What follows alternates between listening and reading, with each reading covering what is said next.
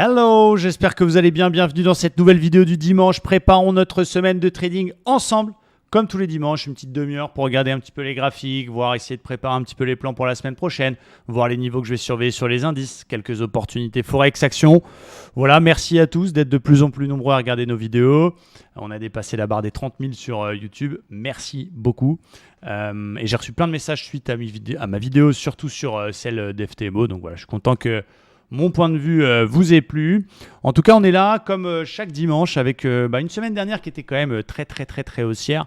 On a eu la bonne surprise d'avoir une inflation un petit peu plus faible que le consensus, un peu plus faible que prévu. Donc les investisseurs se laissent penser que la Fed va peut-être être un peu moins agressive et peut-être un peu plus accommodante avec sûrement 0,50. En tout cas, c'est ce qui est on va dire attendu par le marché pour la prochaine hausse de taux. Je crois que c'est le 14 décembre si je ne m'abuse. Donc voilà, ça a permis aux indices de pousser, ça a permis au dollar de baisser un petit peu et au taux également. Je vais vous montrer tout ça. C'est des indicateurs que je regarde beaucoup. Alors, je vais juste avant, c'est vrai que j'y pense toujours en direct, juste avant remettre le graphique avec la time frame au milieu. Je sais que vous aimez bien ça. Voilà, comme ça, c'est fait. Donc, on voit ici, alors on voit les cryptos, ça fait peur. On parlera du Bitcoin rapidement. Moi, je savais que je surveille, évidemment, surtout dans le moment où c'est la Fed qui est au cœur de l'actualité, les taux à 10 ans. Qui sont repassés sous la barre symbolique des 4%, donc ça se détend au niveau du marché obligataire et c'est ça qui permet aux indices d'être boostés, et notamment dans le sillage bien sûr du dollar qui a quand même cassé un gros support long terme et qui baisse, c'est bien, c'est cool, ça permet aux indices de respirer. La question c'est est-ce que ça va continuer ou pas. On va commencer par le DAX, notre analyse. Alors on va regarder un petit peu la semaine sur le DAX, quelle bougie. Le DAX, il est hyper puissant, je vous l'ai dit toute la semaine. Il est hyper haussier, il a fait une semaine de fou furieux en termes de pourcentage. Il a quand même fait pratiquement 6%. Cassure du précédent plus haut, retournement de la théorie de dos, de la phase de consolidation, cassure des moyennes mobiles. C'est assez impressionnant. Et si on regarde le plus haut historique et le plus bas de la conso, il a plus que cassé les 50%. Il y aura les 61,8 à surveiller. Je vous avais dit 14 000. On est à 14 250. Je suis assez content, même si je ne trade pas beaucoup le DAX. Alors la question, c'est est-ce qu'il faut l'acheter comme un goré dès lundi? On est en tendance haussière. Vous savez, c'est mon avis. Il faut suivre la tendance au maximum, même si de temps en temps, je m'autorise quelques trades contre tendance. Il faut essayer évidemment. Trend is your friend, comme on dit. Donc effectivement, je vais plutôt continuer à essayer de payer ce marché. Et en tout cas, je le ferai peut-être sur le DAX si j'ai un super setup. Maintenant, attention quand même.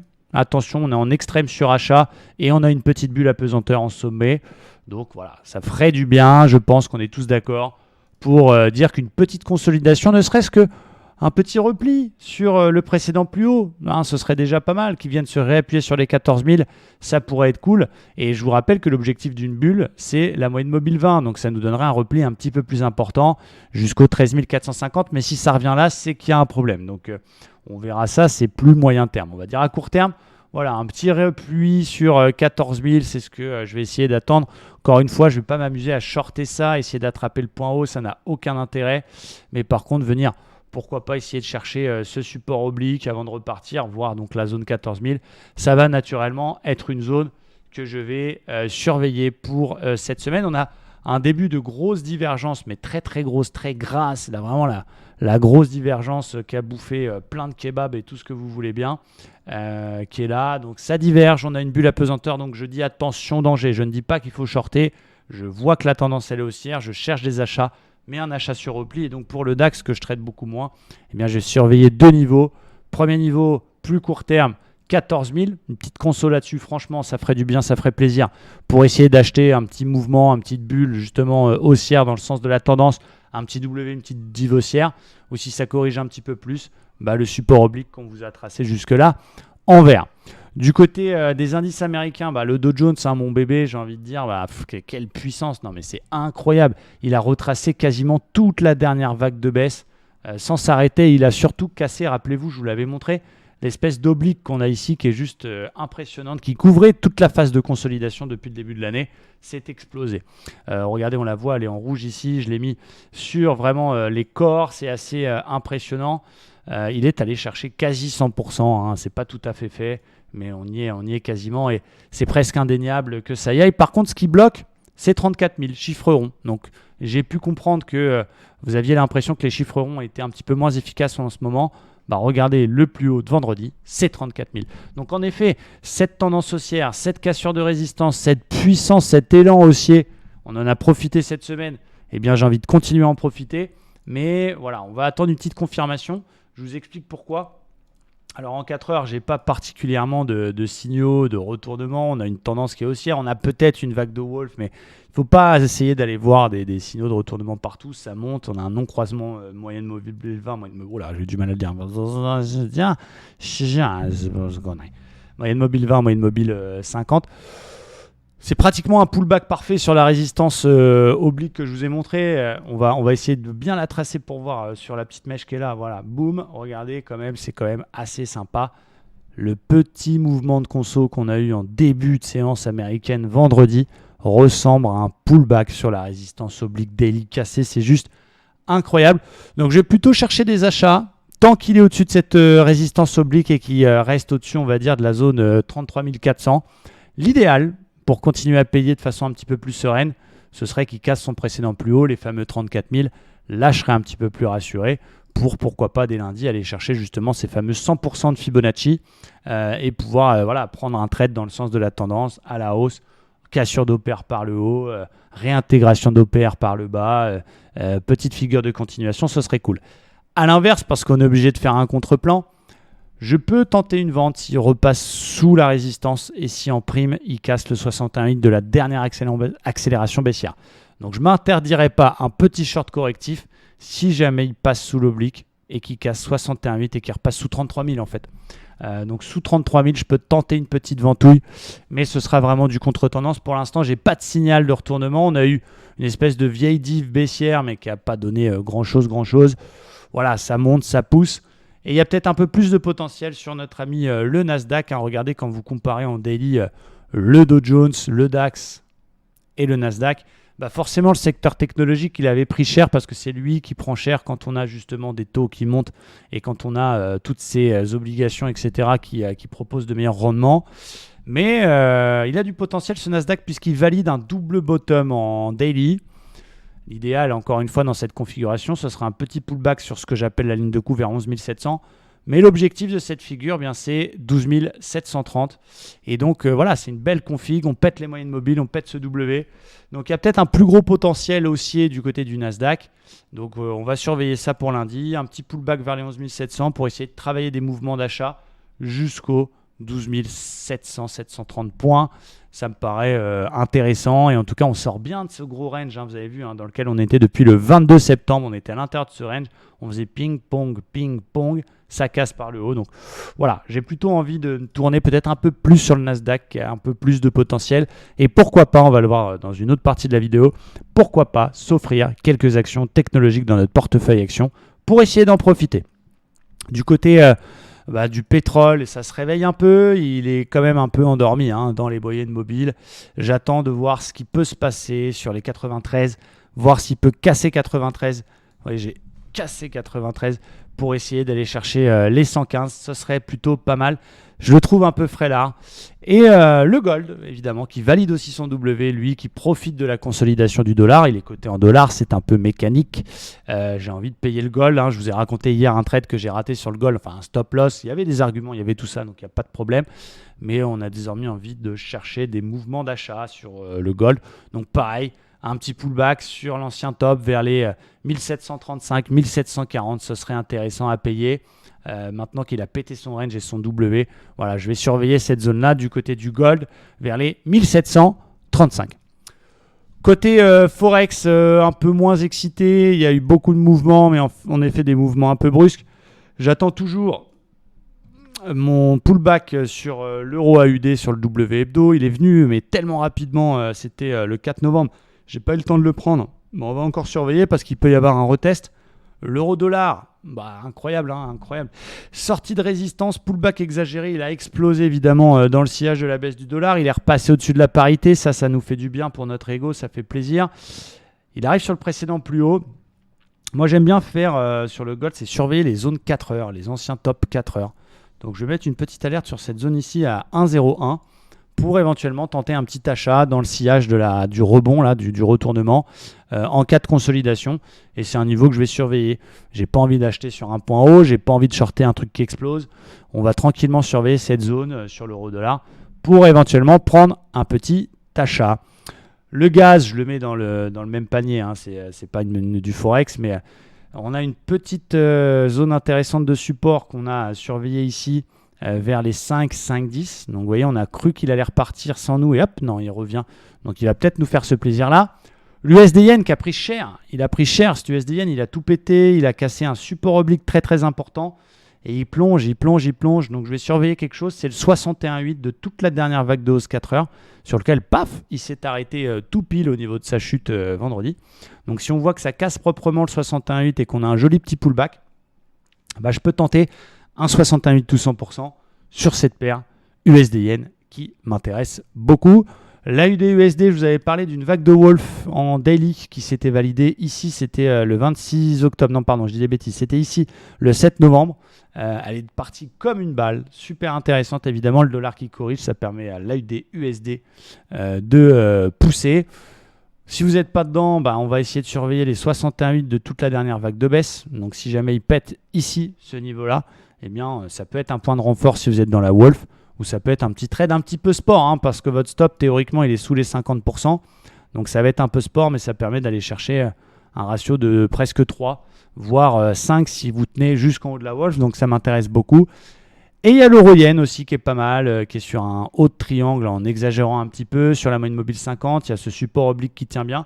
C'est une zone que j'aime bien et c'est une zone sur laquelle je peux essayer de trouver une divergence lunaire, un double bottom, un avalement, une bulle.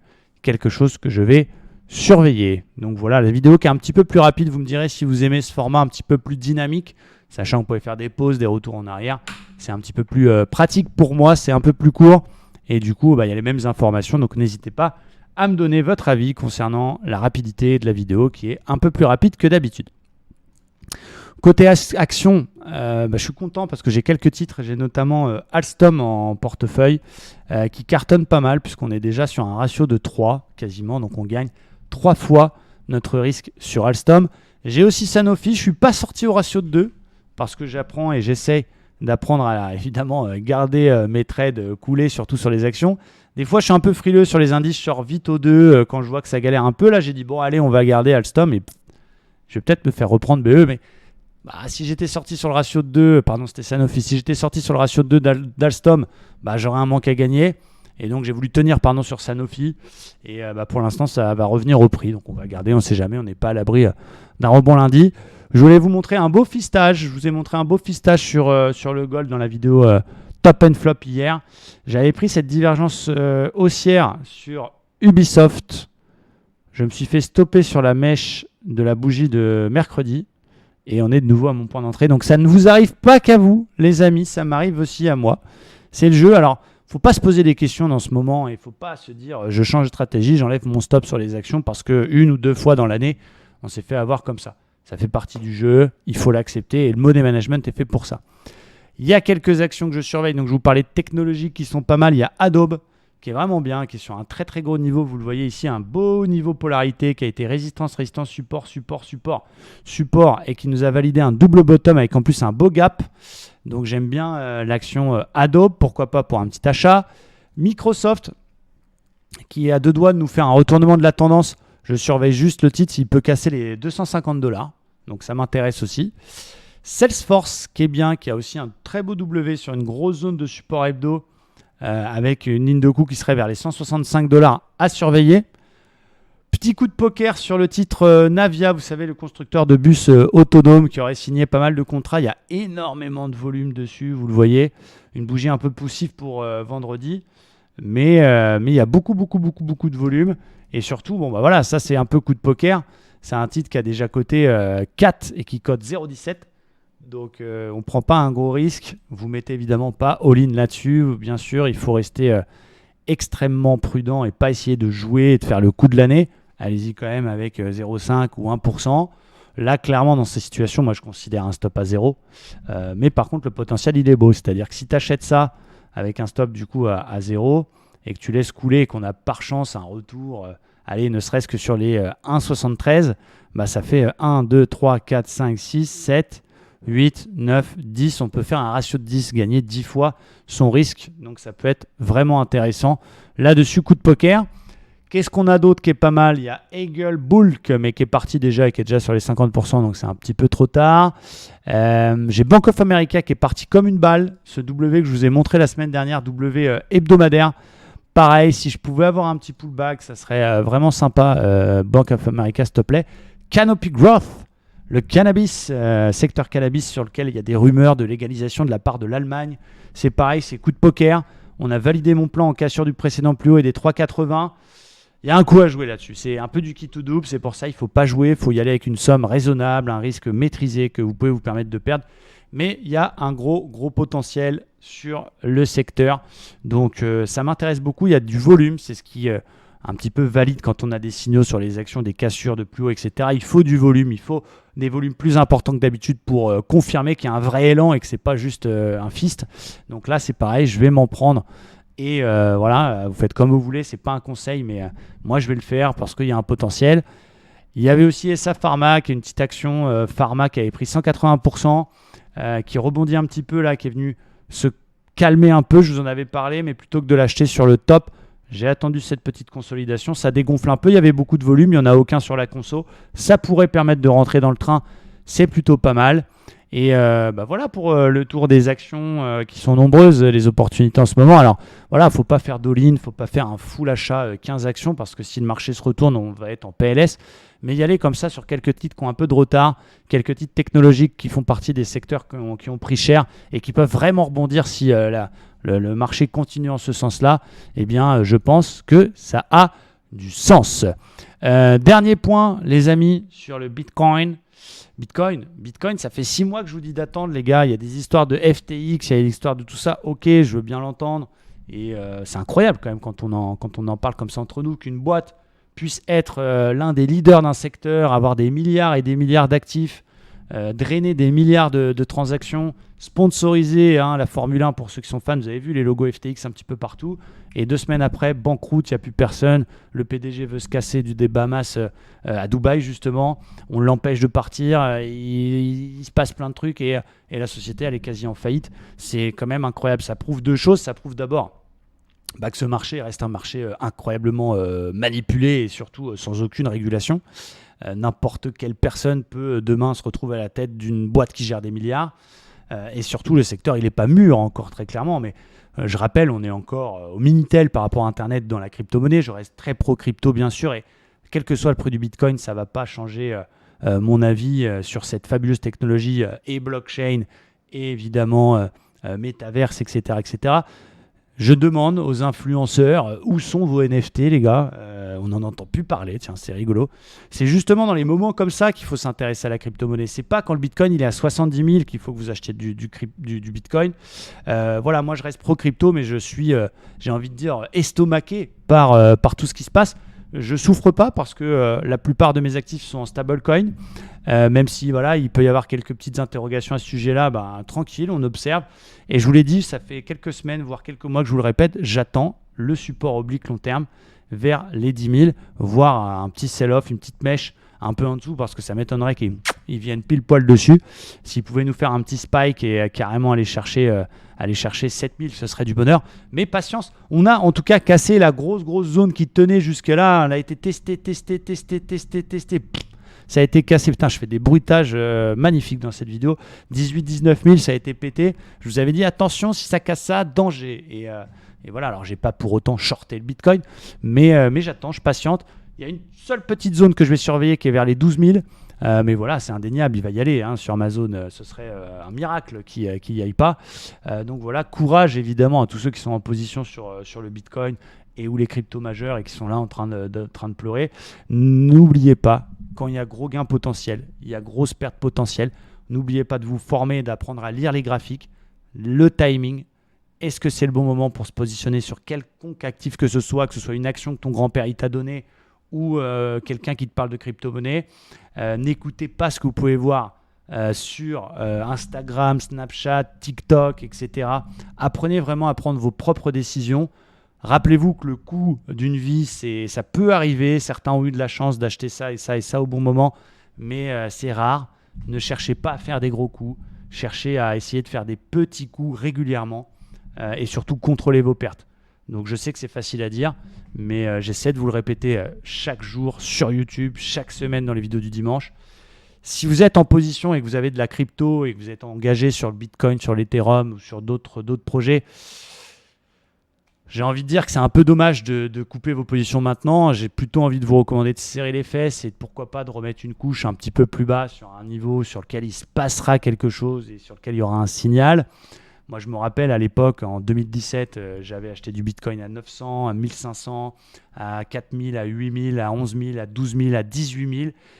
Et quand à 20 000, il s'est cassé la gueule, on était un petit peu le bec dans l'eau, j'ai envie de dire. On a gardé nos positions, on y a cru. J'ai remis un énorme paquet à 3008, je vous l'ai déjà expliqué sur la divergence haussière.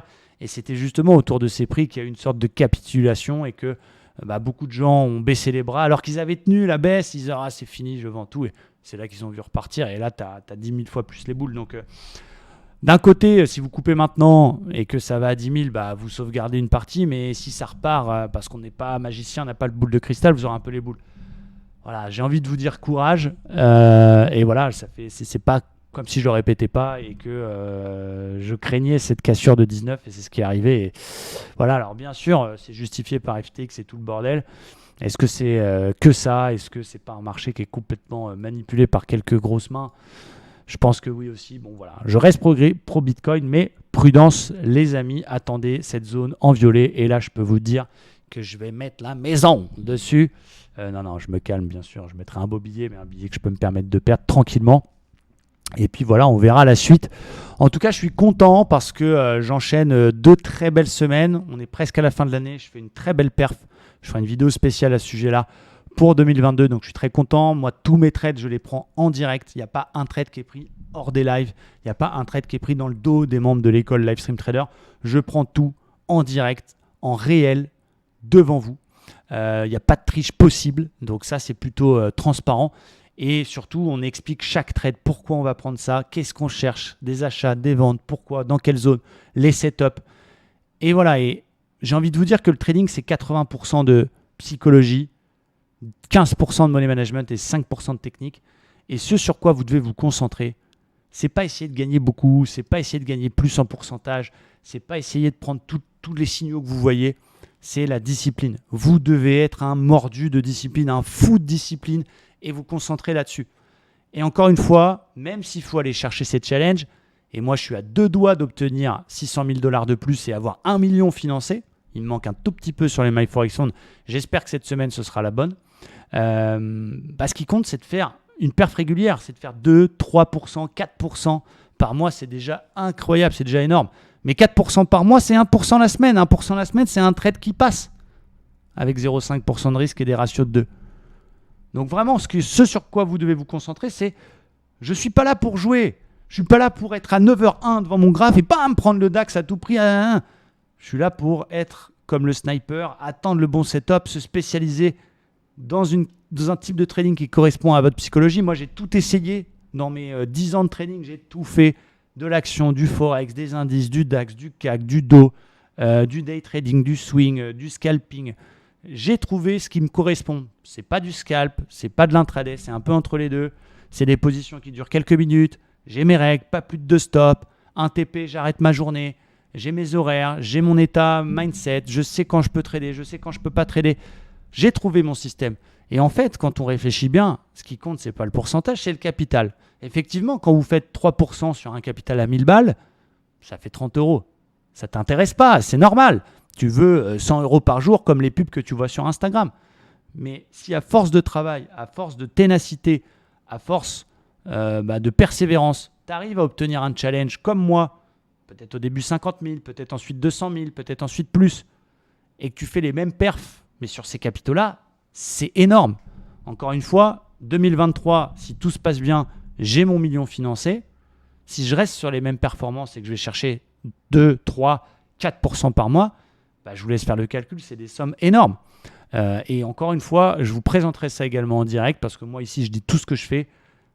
1er janvier, je m'inscris en parallèle sur Search Trader.